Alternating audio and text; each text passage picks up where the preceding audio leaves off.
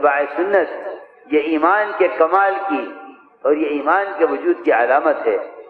اتباع سنت ایمان کے کمال کی علامت۔ ہمارے ایسا فرماتے تھے کہ اس کام سے صرف یہ چاہتا ہوں کہ امت اتباع سنت پر آ جائے۔ احیاء سنت ہی کام کا اصل مقصد ہے، احیاء سنت کام کا اصل مقصد ہے۔ آپ نے ان کو دیکھ کر فرمایا ما انتم، تم کیا ہو؟ آج پوچھو ایک مسلمان سے تم کیا ہو؟ تاجر کہے گا تاجر ہوں، زمیندار کہے گا زمیندار ہوں، ملازم کہے گا ملازم ہوں، کوئی کہنے والا نہیں کہ میں ایمان والا ہوں۔ حالانکہ یہ سب سے بنیادی تعارف تھا۔ آپ نے فوراً سوال کیا اگر تم ایمان والے کہتے ہو اپنے آپ کو تو تمہارے ایمان کی کیا علامت ہے؟ انہوں نے کہا کہ آپ کی جماعت آئی تھی ہمارے علاقے میں، ہمیں ایمان اور اسلام سمجھا کر گئی ہے۔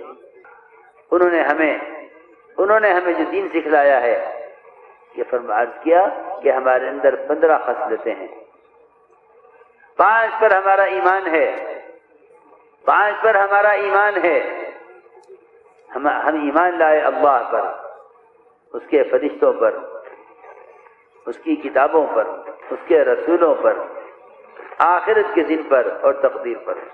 اس پر ہمارا ایمان ہے، اس پر ہمارا ایمان ہے۔ یہ بھی کہا کہ ہم ایمان لائے ہیں کتاب پر۔ کتاب پر ایمان لانا یہ ہے کہ ہم قرآن کے حرام کو حرام سمجھتے ہیں، اس سے بچتے ہیں، قرآن کے حلال کو حلال سمجھتے ہیں، اس پر چلتے ہیں۔ ان 5 پر ہمارا ایمان ہے، اور 5 پر ہمارا عمل ہے۔ ہم گواہی دیتے ہیں شہادتین کی، ہم گواہی دیتے ہیں شہادتین کی، اس کو عمل میں شمار کیا۔ یہ 5 باتیں ہمارے اندر یہ ہیں کہ ہم شہادتین کی گواہی دیتے ہیں، نماز قائم کرتے ہیں، رمضان کے روزے رکھتے ہیں، بیت اللہ کا حج کرتے ہیں، اپنے مالوں کی زکوٰۃ دیتے ہیں۔ اور 5 ہمارے اندر زمانے جاہلیت سے ہیں۔ آپ چاہیں ہم انہیں باقی رکھیں، آپ چاہیں تو ہم ان کو باقی رکھیں، آپ چاہیں تو ہم انہیں ختم کر دیں، چھوڑ دیں گے، آپ کہیں گے تو چھوڑ دیں۔ فرمایا کیا ہیں وہ؟ عرض کیا کہ ہمارے اندر صبر ہے، ہمارے اندر شکر ہے۔ ایک صفت یہ بیان کی کہ اگر ہمارے دشمن پر کوئی مصیبت آتی ہے ہم اس سے خوش نہیں ہوتے۔ دیکھو یہ اخلاقی تقاضا ہے۔ اگر تمہارا پڑوسی دشمن ہے تو جب کوئی مصیبت آ گئی ہے تم اس کے لیے ایسے رنجیدہ ہو جیسے اپنے کسی دوست رشتہ دار کے لیے ہوتے۔ اللہ کو یہ ادا بڑی پسند ہے۔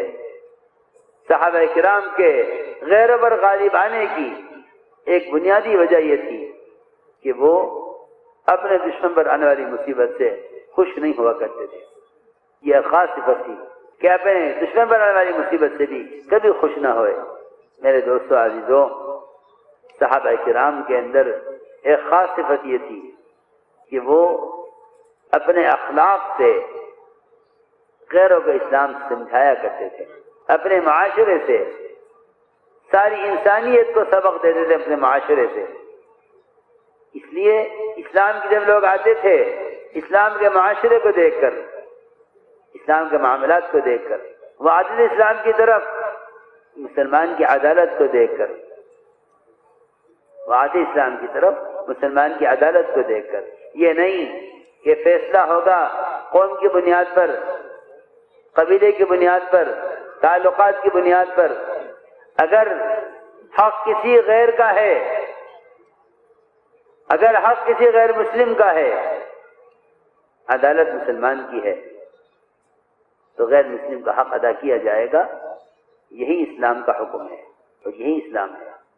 دیکھو کیسا عجیب قصہ ہے۔ علی رضی اللہ تعالی عنہ امیر المومنین نکلے بازار کی طرف، دیکھا ایک یہودی زرہ بیچ رہا ہے، دیکھ کر پہچان لیا زرہ میری ہے۔ اور ایسا نہیں ہو سکتا نعوذ باللہ علی رضی اللہ تعالیٰ غلط کہہ رہے ہوں، یا وہ کسی شبہ کے باوجود کہہ رہے میری ہے۔ اپنی چیز کو آدمی پہچانتا ہے، علامتیں ہوتی ہیں خود استعمال کی ہوئی چیز کے ساتھ۔ فرمایا چیز میری ہے، زرہ میری ہے۔ اس نے کہا نہیں میری ہے۔ جھگڑا ہوا کہ فیصلہ کون کرے گا، کہ فیصلہ عدالت کرے گی، چلو عدالت میں۔ دونوں عدالت میں پہنچ گئے۔ عجیب قصہ ہے، حیض صاحب نے نقل کیا ہے.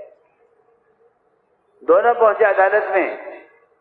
جیسے ہی جج نے دیکھا تو مومنین عدالت میں تشریف لائے، فوراً اٹھا کرسی سے نیچے بیٹھ گیا. حضرت علی کو کرسی پر بٹھایا، پوچھا مومنین کیا حکم ہے، کیسے آنا ہوا؟ حضرت نے فرمایا یہ زرہ میری ہے. یہودی نے کہا نہیں یہ زرہ میری ہے.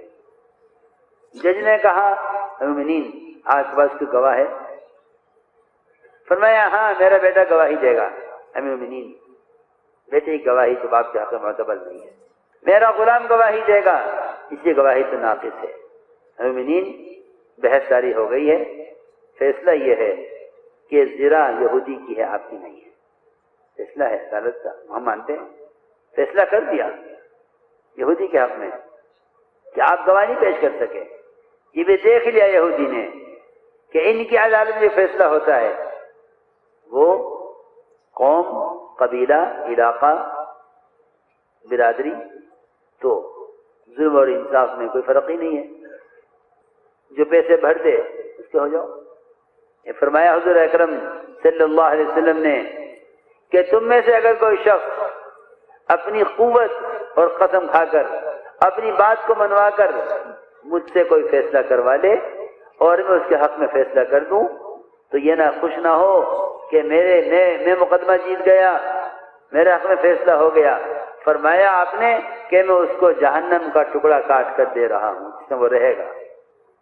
یہ فرمایا آپ نے حدیث میں کہ کوئی کسی کا حق یہ سوچ کر مار لے کہ جج میرے فیور میں ہے، وکیل میرے فیور میں ہے، اور مقدمہ جیت کر یہ سمجھے کہ میں کامیاب ہو گیا.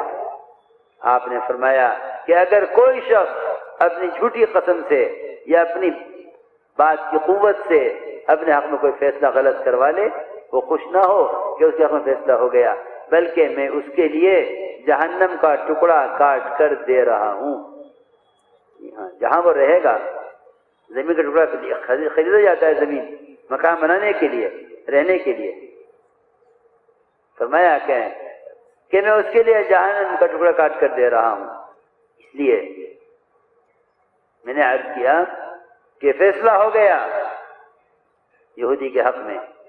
جیسے ہی اس نے دیکھا کہ یہ فیصلہ ہوا ہے، اس نے فوراً کلمہ پڑھا، اشہد ان لا الہ الا اللہ واشہد ان محمدا عبدہ ورسولہ. ایک ایک اسلام میں داخل ہوا. کیا بات ہے، تم تو دعویٰ کر رہے تھے یہ زرہ میری ہے، اپنے دعوے سے کیوں پھر گئے؟ اس نے کہا میں جانتا تھا کہ حضرت علی کی ہے زرہ، میں جانتا تھا میری نہیں ہے، مگر میں دیکھنا چاہتا تھا کہ ان کی عدالت میں فیصلے کن کے طریقوں پر ہوتے ہیں. میں دیکھنا یہ چاہتا تھا کہ ان کی عدالت میں فیصلے کن کے طریقوں پر ہوتے ہیں. یہ جو فیصلہ ہوا ہے یہ انبیاء والا فیصلہ ہے، اس لیے میں اسلام قبول کرتا ہوں. پھر اس نے اسلام قبول کرتے ہی وہ زرہ حضرت علی کو واپس کی. اور منی زرہ آپ کی ہے، آپ رکھیے. حضرت علی نے فرمایا تم مسلمان ہو گئے ہو، یہ زرہ میں تمہیں ہدیہ کرتا ہوں. اپنے پاس سے گھوڑا دیا، مال دیا، زرہ ان کو ہدیہ کی. پھر یہ آخر حضرت علی کے ساتھ رہے، حضرت علی کے ساتھ حضرت علی کے ساتھ رہے آخر تک. تو میں عرض کر رہا تھا کہ یہ ہے اخلاقی، یہ اخلاق اور معاشرہ اسلام کے داخل ہونے کا دروازہ ہے، یہ اسلام کا مدخل ہے، اسلام میں داخل ہونے کا راستہ ہے، یہ اسلام میں داخل ہونے کا راستہ ہے. اس لیے میرے دوستو عزیزو، ہم اسی کوشش کریں کہ ہمارا یہ مزاج ہو. اس لیے فرمایا ایک خطرہ ہمارے اندر یہ ہے کہ ہمارے جسم کو کوئی مصیبت آتی ہے ہم اس سے خوش نہیں ہوتے، اور ایک ہمارے اندر صفت یہ بھی ہے کہ اللہ کا جو بھی فیصلہ ہوتا ہے ہم اللہ کے فیصلے سے راضی رہتے ہیں.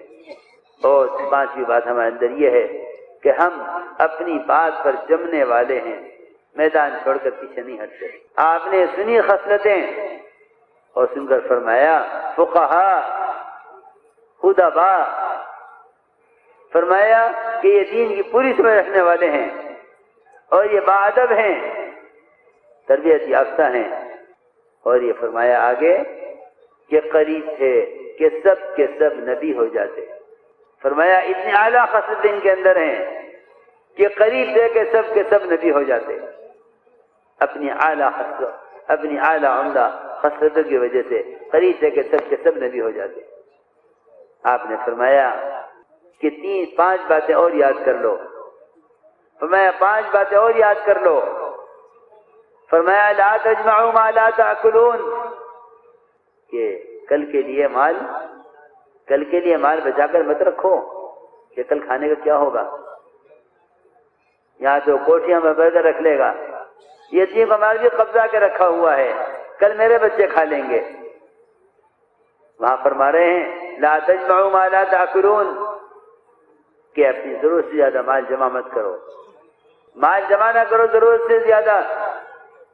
لا تبنوا ما لا تسکنون، وہ تکان تعمیرات نہ کرو جہاں تمہیں رہنا نہیں ہے، ضرورت زیادہ تعمیر نہ کرو. اور یہ فرمایا کہ اس دنیا میں رغبت نہ کرو جس کو چھوڑ کر جانا ہے، اور اس آخرت کا فکر کرو جہاں ہمیشہ رہنا ہے. اور 5ویں بات یہ فرمائی کہ اس اللہ سے ڈرتے رہو جس کے پاس سب کو جمع ہونا ہے. آپ نے یہ 5 باتیں ارشاد فرمائی کہ یہ 5 باتیں اپنے اندر اور پیدا کر لو تاکہ تمہارے اندر خیر کی خصلتیں مکمل ہو جائیں. کتنا آسان دین ہے، کتنا آسان دین ہے.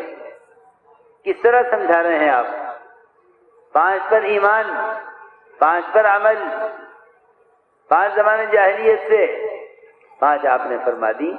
ان 20 باتوں کو جب اندر پیدا کر لے، فرمایا کہ قریب تھے کہ سب نبی ہو جاتے. فرمایا قریب تھے کہ سب نبی ہو جاتے. اس لیے میرے دوستو عزیزو، یہ ایک محنت ہے اپنے ماحول اور یقین کو بدلنے کے لیے. یہ ایک محنت ہے اپنے یقین ماحول کو بدلنے